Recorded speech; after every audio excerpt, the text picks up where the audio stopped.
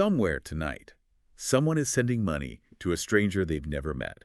Someone is saying it's just a cultural difference after witnessing 17 red flags, and someone is absolutely ignoring the advice of every friend they have. And babes, that's exactly why we're here. Oh, it is happening right now, like at this exact second, across multiple time zones. And honestly, bless their deeply flawed decision-making skills because, they keep us endlessly entertained. Babes, it's almost the midpoint of the weekend, babes. We love you. We truly do. We love you so much. And, well, before we get into the absolute psychological hazard zone of today's analysis, we officially owe the Snark squad a massive apology. Oh my God, we do. Yeah, for being a little late getting this out to you. We really do. But babes, you have to understand the context here. Because after getting back from that North Carolina dude ranch on Sunday, I was like literally spiraling. Spiraling doesn't even begin to cover the existential dread. Right. We were both just sitting in the airport terminal reassessing every single life choice that led us to that point. Like, how did this happen? I spent all of Monday just staring at a blank wall, genuinely wondering how two self-proclaimed soft girls ended up cleaning literal barns. And riding massive, unpredictable horses. Exactly. Like, when did that pivot happen? Why are we doing manual labor? Right. And why was there so much dirt? I don't mean like surface level dust. I felt like the dirt had permeated my cellular structure. That's in my lungs. Literally. I was looking at my reflection in the mirror of the ranch bathroom, just staring at my face thinking, why are cowboy boots suddenly part of my functional wardrobe? Yeah. How did this become our lives? I looked down at my hands at one point, bestie, and I had a blister. You know. A physical blister from manual labor. I stared at it like it was an alien appendage. We are indoorsy people. Really indoorsy. We thrive in climate-controlled environments with plush seating and, readily available oat milk. The sheer volume of particulate matter in the air at that ranch alone was an assault on my respiratory system. It's like every week we somehow move farther away from our ultimate goal of becoming luxurious, leisure-class sugar babies. Sure. Tragically, yes. And closer to starring on some gritty farming reality show where we have to, like, churn our own butter just to survive the winter. Oh, God. Surviving the simple life. I can see the TLC pitch right now. The problem is, we wouldn't make it past the second commercial break. Never. I'd tack out the second the Wi-Fi signal dropped below 2 bars. 100%. But honestly, the isolation of the ranch gave us a ton of time to read through all your messages. We received so many incredible relationship confessions over the weekend from the Snark squad. And we absolutely have to read 3 of them right now. Because the community is going through it, babes. Like, really going through it. The submissions this week were unhinged. Truly spectacular displays of human dysfunction. So, you know the drill. We analyze the dynamic and decide if these submissions are shady, snarky, or stupid. Yes. Okay, lay the first one on me. Wait, no, I have it right here. Confession number 1. The listener writes, I get violently ill around synthetic fragrances like Gain laundry detergent or those scented wall plugins, but my sister uses them constantly in our house anyway, so I absolutely refuse to visit her. Okay, let's unpack the psychology of this dynamic. I feel terrible for the listener. It absolutely breaks my heart.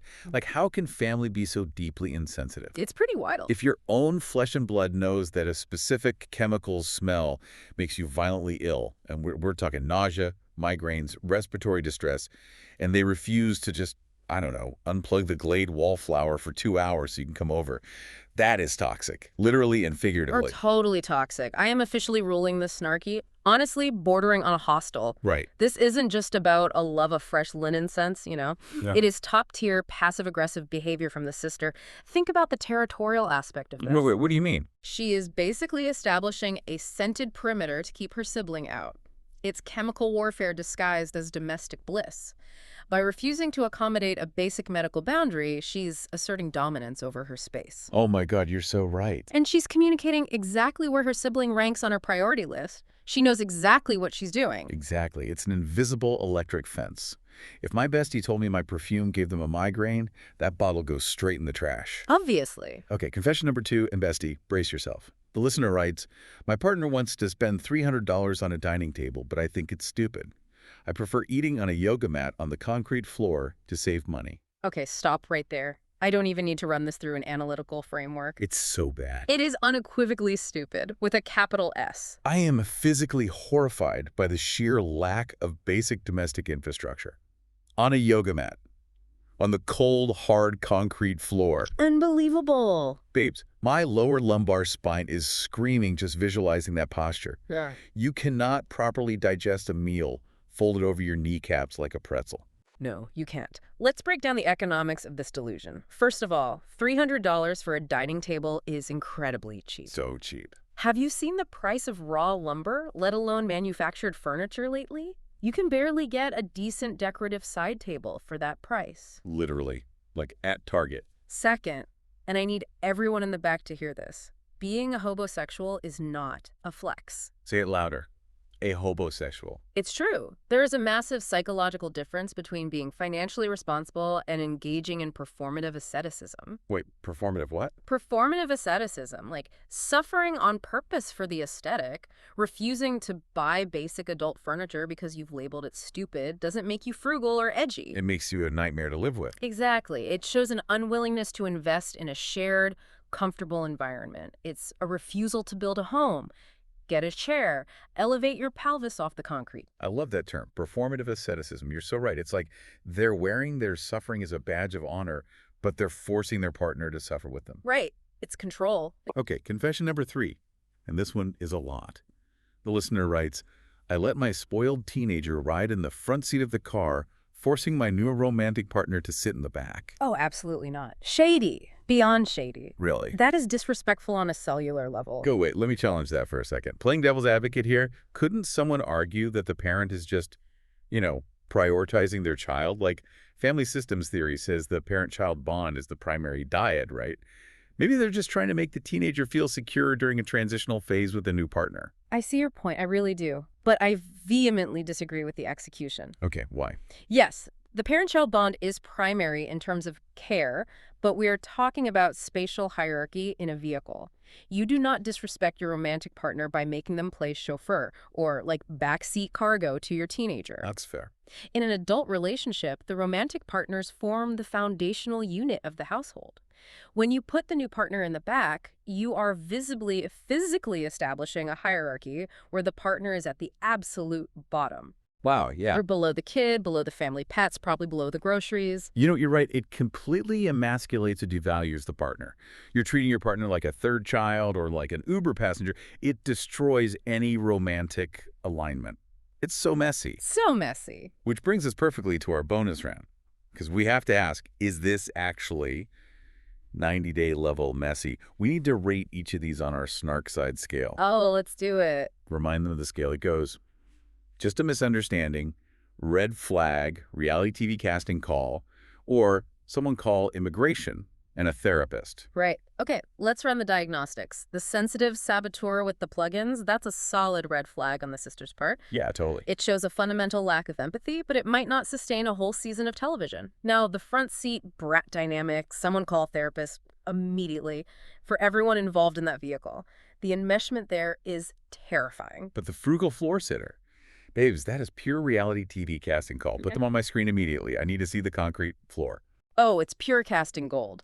Because you just know the partner wanting the $300 table is going to snap one day. Oh, absolutely. The resentment is going to build every single time they eat a bowl of cereal on the floor, and eventually they're going to flip that yoga mat right out from under them mid-meal. It's a storyline that writes itself. Speaking of things that are writing themselves, our classic lime margaritas are officially on deck. And babes, I'm going to be honest with you. I'm looking at this drink, and I completely regret the decision. Same. As I take a sip of this, it's just so remarkably pedestrian. Why does classic lime suddenly feel so incredibly boring to me? Because it is. I campaigned so hard for mango margaritas today. I told you, mango brings joy, it brings a tropical complexity, it brings vacation vibes, which we desperately need after the Dust Bowl of the Dude Ranch. Analytically speaking, spicy pineapple is far superior to mango. No way. Yes. Mango is too sweet. It coats the palate. Spicy pineapple, specifically the interaction between the capsaicin and the jalapeno and the citric acid of the pineapple, gives you that necessary kick. Okay, nerd. It creates a chemical friction on your tongue that lets you know you're alive. Classic lime just says, I ordered the most basic thing on the menu because I fear change and lack imagination. Exactly. The sensory experience matters. Every drink deserves fresh fruit and completely unnecessary garnish. I want a Tajin rim to give me that salty, spicy contrast. Yes. The rim is And essential. I want a little paper umbrella. I want a dry, dehydrated citrus wheel that serves absolutely zero functional purpose other than looking aesthetically fabulous on my Instagram story.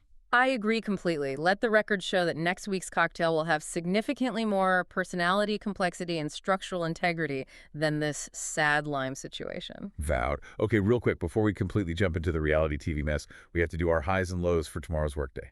Because we're working professionals, Oh, supposedly. supposedly. Barely holding it together, but yes. My high for tomorrow, I am finally getting a lighter schedule. The books aren't completely double booked, and I am absolutely planning to leave on time. Not a single minute past 5 o'clock. I love that for you.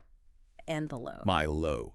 I already know, deep in my soul, that a patient is going to come in, sit in my chair, look me dead in the eye, and ask if flossing once a month counts as an active preventative oral hygiene routine. Oh my God. It's going to happen. I can feel it. And you'll have to utilize every ounce of your professional restraint to look them back in the eye and say, does showering once a month count as personal hygiene? Exactly. Like, are you serious right now? The cognitive dissonance of patients is astounding. Yeah. All right, my high for tomorrow. A new assistant is starting at the office, and everyone is genuinely excited. Oh, that's so fun. It is. We love fresh energy in the clinic. It just resets the entire office dynamic.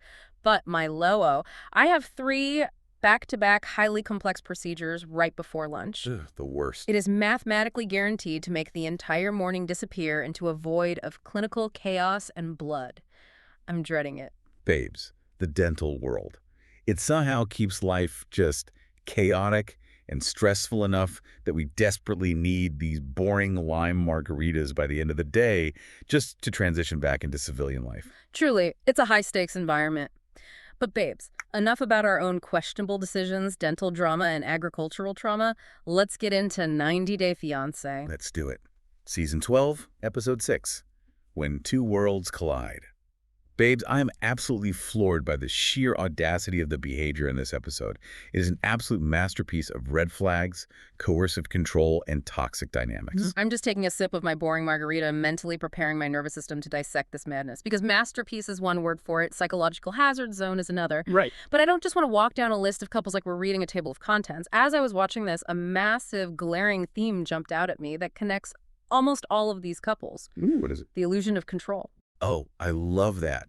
The illusion of control. Because so many of these people are desperately trying to micromanage their environments or their partners to mask their own deep-seated insecurities. Precisely. Let's start exploring that theme with Catie and Josh, the biohazard mattress and the revolver, because the environmental control happening in that apartment is staggering. Let's start with the floor picnic, which ties perfectly into the listener confession we just discussed. Catie and Josh are literally eating on a yoga mat, on a cold, concrete floor. It's insane. Because Catie absolutely refuses to buy a $300 dining table, calling the very concept of furniture stupid. Now remember the community reaction to this. Yeah. The perfect term, hobosexual. She is treating a basic $300 dining set like it's some ridiculous, opulent luxury. But let me challenge her frugality for a second. You do. Is she actually frugal? Or is she testing him? Because Josh was complaining endlessly about spending $300 on a table to eat on, but earlier in the exact same episode, he just dropped $400 on a pair of designer Ray-Bans. Which is exactly why I think it's performative squalor. Right. She called him out on the sunglasses, and she was right to point out the hypocrisy. But by forcing him to eat on the concrete, she is controlling the physical space to test his boundaries. Right. It's a subconscious test. Will you endure this level of discomfort just to be with me? And Josh's hypocrisy is wild. He claims to manage multi-million-dollar companies in the UK. He has access to capital. He does. But then we get to the mattress. Babes, I cannot. The camera panned over and zoomed in on Catie's Quinn mattress on the floor, and I started gagging. It is horrifying. It is dirty. It is deeply stained. It is covered in pet hair. It is an absolute biological hazard. I wanted to call the CDC. It is doubly unsettling from a sanitary perspective, and notice that it's a twin mattress, which, by the way, here is a fascinating historical and spatial fact about furniture. Oh, here we go. Professor J. I can't help it. Why do we call it a twin bed when it only fits one singular person? Historically, in the late 19th and early 20th centuries, these beds were manufactured and sold in identical pairs for hotel rooms. Why, really? Yes, to accommodate guests who were traveling together but weren't sharing a bed, so they were literal twins of each other. That's why Josh, who's from the UK, keeps looking at it and calling it a single. Because functionally, that's what it is. It's designed for a single human body. I love that historical fact, but I hate the visual reality of it. They are two grown, adult humans squeezing onto a single stained mattress on a concrete floor. It's absurd. I have to drag Josh right now, utilizing the psychological concept of the sunk cost fallacy. He has invested so much time, emotion, and international travel into this relationship that he refuses to accept the reality of what he's looking at. He manages multi-million-dollar companies. He could walk into any hotel in the city. Why is he staying on a biohazard bed?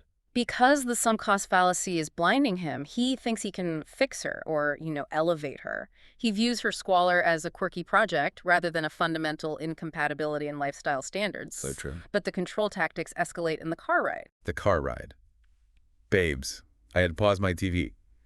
She intentionally rips a massive fart in a closed, moving vehicle. Yeah. Just lets it go without rolling down a window or warning him. Perform them. And then, while they're literally marinating in that confined space, she casually admits to Josh that she asked all of her friends if she could kiss them on the lips the night before at the bar. I didn't kiss anyone, I just asked everyone if I could. The sheer chaos of that admission, delivered immediately post-flatulence. It's truly a masterclass in boundary testing and intimacy destruction. Wait, let's unpack that. Why the flatulence followed by the kissing confession? I think the car fart was an aggressive physical intimacy block. She is making herself physically repulsive in that moment and then following it up with emotional triangulation. Exactly. Bringing other people into their romantic dynamic by admitting she wanted to kiss her friends. She is testing him to see if he will abandon her. Precisely. It's a push-pull dynamic. She pushes him away with repulsive behavior, then pulls him into a jealousy trap.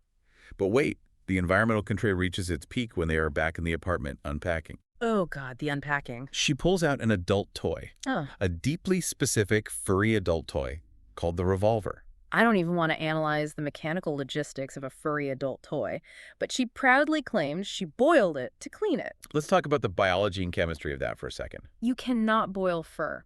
I was screaming at the television about the microbial load, the fingerprints, and the synthetic fur fibers. It's so unsanitary. Beyond unsanitary. But let me push back. Is she just incredibly clueless about silicone degradation and hygiene, or is this intentional? I don't think she's entirely clueless. I think pulling that specific item out and proudly declaring her highly questionable cleaning methods is about making him deeply uncomfortable. It's about dominating the emotional space. You think so? Absolutely. She controls the money, the furniture, the literal air quality in the car, and now she's controlling the sexual narrative with shock value. Josh needs to utilize those corporate problem-solving skills, get on a direct flight back to London immediately, and expense a hazmat suit. Absolutely. Do not pass go. Do not collect $200. Just flee. Right. Now, if we're continuing with this theme of control, we have to look at the other side of the coin. Where Catie controls through squalor, Thomas attempts to control through medical coercion. Let's pivot to couple 4, Thomas and Paula, and the Perfume superglue tantrum. This is a fascinating case study in how legitimate medical issues can be weaponized. Let's look at the medical context first, because the community went deep on the research here. It really did. Thomas has Crohn's disease, an inflammatory bowel disease, but he also claims to have MCS, mast cell activation syndrome. Right. And for those who don't know, someone in the community who actually suffers from MCS explained the biological mechanics of it. It's an immunological condition where your mast cells, which are part of your immune system, become overly reactive. Exactly. I mean, something like synthetic fragrances can trigger a massive histamine release. It can literally make him violently ill. We're talking throat closing, severe hives, anaphylactic shock. It is a very real, severe autoimmune response. The biological reality of MCS is not in question here. And look at Paula's behavior leading up to the incident. She is a strict vegan, yet she was wearing a medical face mask in the kitchen while cooking eggs and beef tallow for Thomas's breakfast. She was. She is clearly capable of major compromise. She is willing to endure smells that go against her fundamental ethical beliefs for his nutritional benefit, but then, later, she puts on 2 tiny drops of perfume. 2 drops. And Thomas loses his absolute mind. Instead of having an adult-regulated conversation and saying, Paula, I have a severe medical condition, that specific perfume fragrance is a trigger that could send me to the emergency room. Right, like a normal adult. He acts like an unregulated toddler. He grabs her perfume bottle and literally superglues the cap shut. Which brings up the absolute, undeniable illogical flaw in Thomas's entire reaction. If we understand the biology of MCS, anaphylaxis is rapid and debilitating. Yes. If you are so deathly allergic to this specific perfume that you are claiming you are dying and cannot breathe, how are you physically able to execute fine motor skills? Oh my God, true. How do you pick up the bottle, unscrew the cap, hold a tiny tube of superglue, apply the superglue precisely to the threads, and hold it tightly together to seal it, all while supposedly going into anaphylactic shock? Exactly. You can't. You literally cannot. The fine motor control required to successfully superglue a tiny cap while your airways are allegedly closing is biologically impossible. But let me play devil's advocate. Yeah. Could he be acting out of sheer panic? Like a fight-or-flight response where his brain just short-circuits and he neutralizes the threat? No, because panic is fleeing the room to get fresh air. Panic is grabbing an EpiPen. Meticulously applying an adhesive to a glass bottle is premeditated property destruction. Wow. He was breathing the fragrance in the entire time he was gluing it. It proves that while his condition might be real, his reaction in that specific moment was entirely performative. Is property destruction, plain and simple. Huh. He destroyed her belongings because he was annoyed by her choice. Babes, that is a massive red flag. It is controlling behavior masked as a medical emergency. He is using his diagnosis as a shield. Yes. To avoid accountability for his temper tantrum. Paula needs to pack her bags today. It's coercive control. And speaking of coercive control and avoiding accountability, let's transition to our second major theme of the analysis. Okay, what is it? Narcissistic diversion and the savior complex. This brings us to couple one, Debbie and Mido, the Egyptian pharaoh and the producer intervention. I am emotionally exhausted just thinking about Mido. This man. The sheer, unadulterated audacity of this man. It's staggering. He straight up refuses to participate in basic domestic life. Debbie makes a cute, very reasonable little chore list for the house, and he just erases his name from it. Erased it. He tells her his hands hurt so he can't wash dishes because he needs to focus his energy on being an A-list actor. His hands are too delicate for Dawn dish soap. He literally looked at the camera and said, my hands got to stay soft for these acting roles. The delusion is truly staggering. It's wild. Let's break down this acting class he demanded to go to, because it perfectly illustrates his grandiose narcissism. He stood up in front of a room of American strangers, bragged extensively about being in 20 different series and movies back in Egypt, and practically introduced himself as cinematic royalty. So embarrassing. And then he does the scene. The director, Jim, gives him his professional feedback. Oh my God, the feedback. I was hiding behind my hands. Jim literally says, and I quote, "If I had to give Mido a grade for his participation today, I would give him a C+. For emotional availability, he did very well, but there is definitely room for improvement in being coachable." I C+. A C+. And instead of taking notes, he refused to take the director's advice to try the scene a different way. He basically argued with the director on the floor. Someone in the community comment said C+, and I give him a big fat F-. And they are so right. The Dunning-Kruger effect is fully at play here. He is completely oblivious to his own lack of skill. Totally oblivious. And then the director tries to give him highly practical, real-world advice about moving to Hollywood. He tells him he needs a survival job, like waiting tables or bartending, to pay the bills while he auditions. Which is completely normal. Right. And Mido completely scoffs at the very concept of manual labor. He flat out refuses. He says, "I'm not trying to find another job because if I work another job, maybe it will take from my focus." What's fascinating here is the total hypocrisy of his grandiosity. Oh, lay on me. He brags about being this massive, untouchable star in Egypt, but he's treating Debbie like his personal paparazzi, his talent manager, and his ATM. Literally his ATM. He fully expects her to financially fund his Hollywood dreams while he lounges around the house keeping his cuticle soft. He views himself as a prize that Debbie should be grateful to sponsor. He is a nightmare. And it just gets exponentially worse with the Halloween fiasco. I was appalled by his behavior. The Halloween costumes. Right. They go to this local haunted house, dressed as an Egyptian pharaoh and queen, which, okay, culturally a bit on the nose, but sure. Yeah. But once they get there, he completely ignores Debbie's friends, Laura and Astra. Ignores them entirely. He acts like they are invisible entities. Instead, he's practically auditioning for the haunted house cast. He was literally going up to the teenage actors in the haunted house parking lot while they're in full gore makeup saying, "How was your day?" trying to vibe with them and network. So awkward. He told the producers earlier that it's his first Halloween in America, and he's excited because it's like having a new role. He completely checked out of his actual real-life relationship to play pretend in a parking lot. Then we get to the car ride home.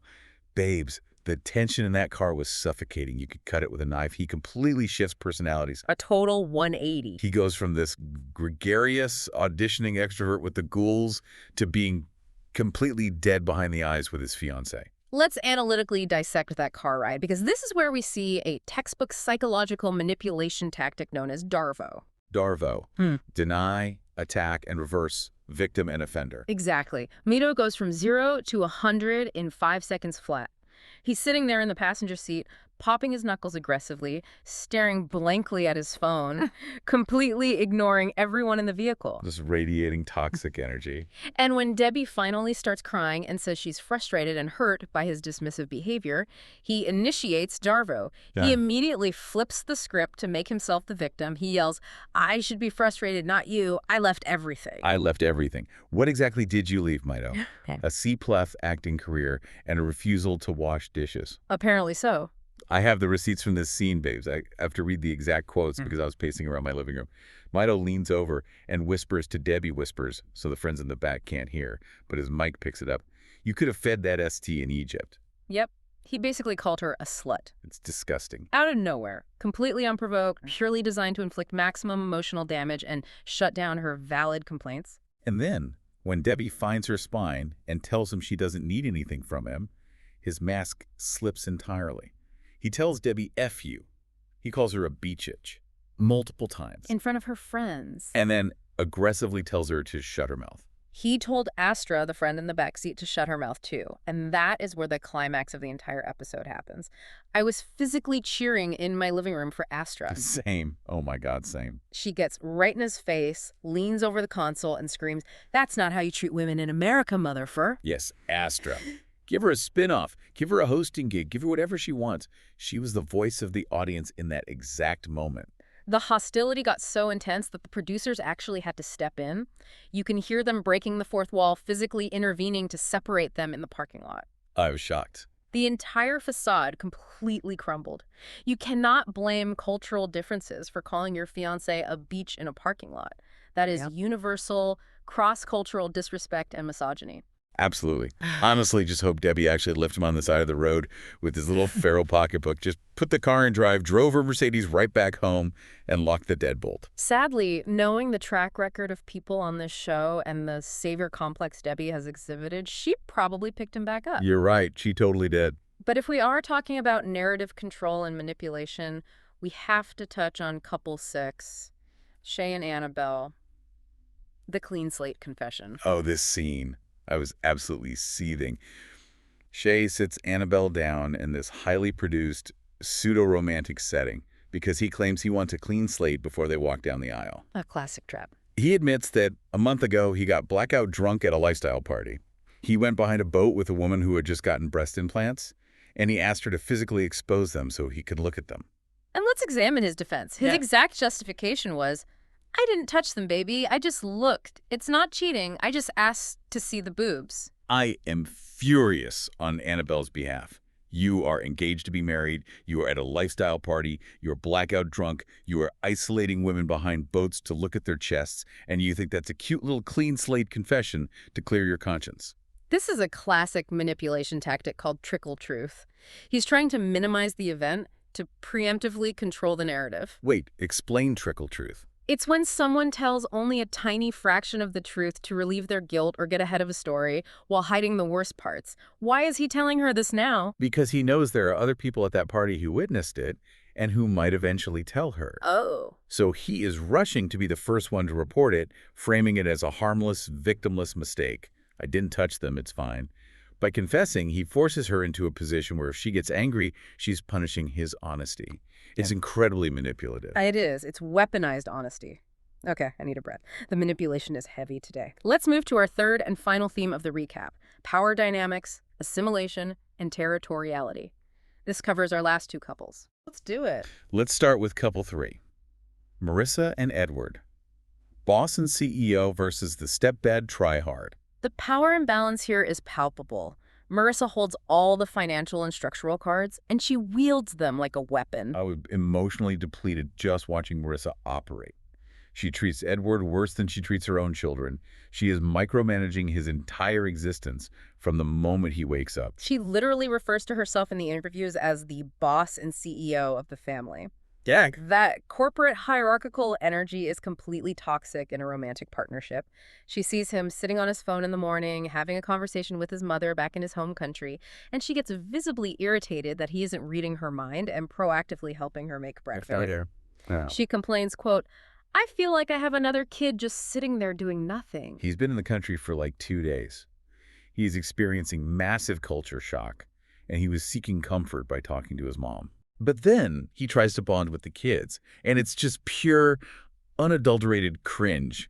Because he feels powerless, he tries to buy their affection. He literally pulls out crisp $50 bills and tries to hand them to the teenage boys. Yeah. I cringed so hard, my face folded in on itself. It was incredibly awkward, highly transactional parenting. But I have to say, I deeply respect the oldest kid, Derek. Derek is a king. Derek immediately refuses the money. He understands the transactional nature of the gesture, but he also intuitively understands the power dynamic of the household.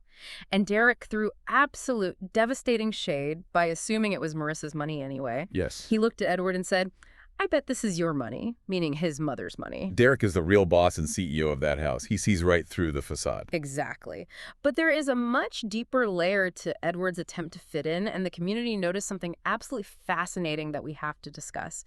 There are massive rumors swirling on the Reddit forums right now about Edward using skin bleaching cream. Wait, really? I completely missed this.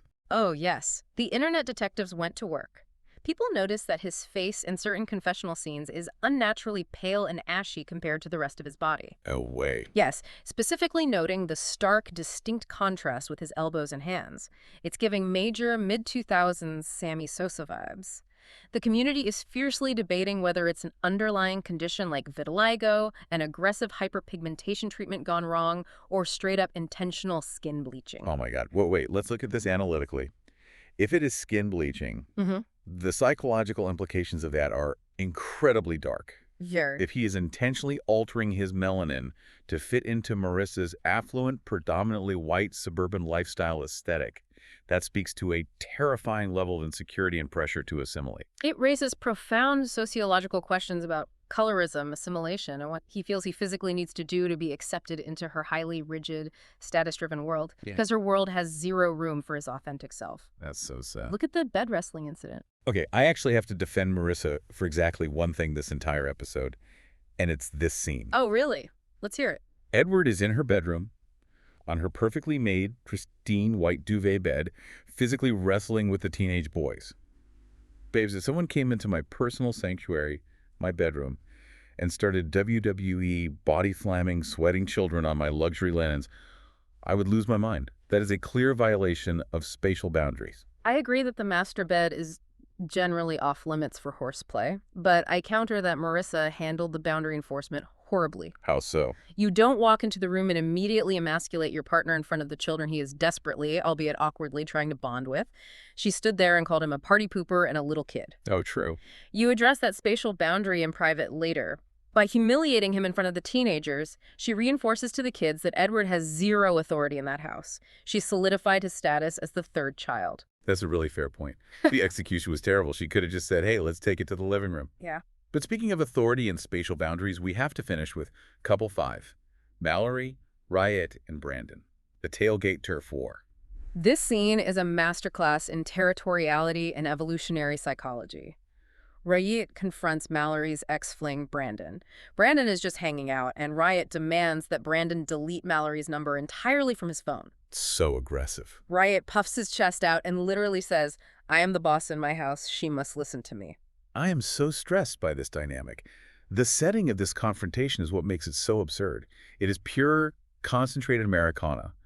Brandon is out there leaning casually against the tailgate of his pickup truck. Naturally. Riot, trying to assert physical dominance, walks over and aggressively sits on the tailgate. And Brandon completely loses the plot and tells him to get off his tailgate. Let's talk about the study of proxemics, how humans use space to communicate power. Brandon's truck is an extension of his identity. By leaning on it, he is anchoring himself. Riot, sitting on it, is an intentional spatial violation designed to provoke a response. It's so absurd. Brandon is acting like a literal caveman trying to mark his territory. Don't sit on my truck. But look at Riot's psychology here. He's coming into a foreign country, into a house he doesn't own, paying 0 bills, and declaring himself the supreme patriarch who dictates who his financially independent fiancé can be friends with. The audacity. Brandon might be petty about the paint job on his truck, but Riot's intense misogyny and controlling demands make him incredibly toxic. But let me push back on the pure misogyny label for just a second. Yeah. Is it entirely misogyny, or is it a severe case of culture shock where he feels completely powerless in every other aspect of his life in America? Like he doesn't have a job, he doesn't have his friends, he doesn't have his native language. Is he desperately clinging to the only patriarchal societal norms he understands to regain a sliver of control? That is a highly compassionate reading of the situation, and likely very true. He is experiencing profound dislocation. Yeah. However, an explanation is not an excuse. He is trying to enforce rigid, patriarchal rules from his culture onto an American dynamic where he holds 0 actual leverage, financial or otherwise. It's a recipe for an explosive breakup. It is a total mess. And babes, that brings us to the end of the recap, which means we need to move to the segments. My favorite part. Segment 1. Visa or vibes? We have to rapid-fire assign the couples to a specific category. The categories are love, delusion, good editing, pure chaos, or a vacation romance that went too far. Yeah. And we have to defend our choices. Ready? Let's do it. Debbie and Mido. Pure chaos. There is no love here. Mito only wants Hollywood vibes, networking opportunities, and soft hands. Don't forget the soft hands. Never. Debbie is living in a state of pure delusion, suffering from a savior complex, thinking she can mold a grandiose narcissist into a loving husband. They are a catastrophic collision of competing narcissistic needs. Agreed. Okay, Catie and Josh. Delusion. 100%. Josh is entirely blinded by the sunk cost fallacy. Delusional thinking he can fix a woman who boils furry adult toys and uses flash lens as an intimacy block. Ew. Yeah. And Catie is delusional thinking that performative squalor and eating on a concrete floor is an acceptable lifestyle standard for anyone over the age of 22. Spot on. Marissa and Edward. A vacation romance that went way, way too far. She wanted an attractive, subservient pool mate to look at during a tropical getaway, and now she is stuck managing a 3rd child in suburban America, and she clearly hates every second of it. Perfect. Shay and Annabelle. Pure chaos. Boats, booze, breast implants, and blackout excuses disguised as clean slates. It's a recipe for a disastrous wedding and a highly lucrative divorce attorney. Absolutely. Okay, segment 2, the Red Flag Olympics. Wait, no names. Bestie, as the analytical judge of the Snark side, I need you to award the gold, silver, and bronze medals for the absolute biggest relationship red flags of the episode. Almost slipped up there. Okay, this is an incredibly tough field of competitors today, but after reviewing the psychological tape, here is my podium. Give it to me. The bronze medal goes to Marissa. Forcing your adult romantic partner to sit in the back seat of the car while your teenager rides shotgun is a profound display of disrespect, terrible boundary setting, and intentional emasculation. Yes, I fully support that, bronze. The spatial hierarchy was disgusting. Who gets silver? The silver medal goes to Catie. Farting in a closed car is biologically unfortunate, but immediately following it up by casually admitting you tried to kiss every single one of your friends on the lips at a bar the night before. Unhinged. That is a masterclass in emotional triangulation, self-sabotage, and boundary violation. And the gold. The worst of the worst. The gold medal, without a shadow of a doubt, goes to Thomas, supergluing Paula's perfume bottle shut. Aggressively agree. Property destruction is the ultimate red flag. It really is. If you are willing to physically destroy someone's belongings because you are annoyed and lack the emotional regulation to use your words, you are fundamentally dangerous. That is coercive control. Paula needs to pack her bags immediately. Absolutely. It crosses a major line.